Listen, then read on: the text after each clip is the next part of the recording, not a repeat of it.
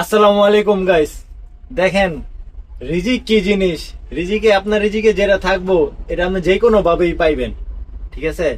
কারণ আমরা সেরি করতে আইছি, বেশিরভাগ সময় আমরা এই জায়গায় সেরি করার চেষ্টা করি, ঠিক আছে? গাড়ি যে জায়গায় আমি বেরে করে সেরি করতেছি এখানে পাশে একটা মসজিদ আছে, ঠিক আছে? তো এই জায়গায় সবসময় আমি গাড়ি বেরে করে হাত মুখ ধুই, প্লেটটা ধুইয়া ওই জায়গাতে নিয়ে আই। তো ভিতরে যাওয়ার পর মুরব্বীরা কইতেছে, কয় আপনারা কি করবেন, খাওয়া দাওয়া করবেন, ভিতরে খাওয়া দাওয়া করতে পারেন। মানে এখানে মসজিদে খাবারের আয়োজন করছে, ঠিক আছে? তো আমি কইলাম না, আমরা তো গাড়ির লোক, আমরা খাবার নিয়ে আইছি, সেহরির খাবার, ঠিক আছে?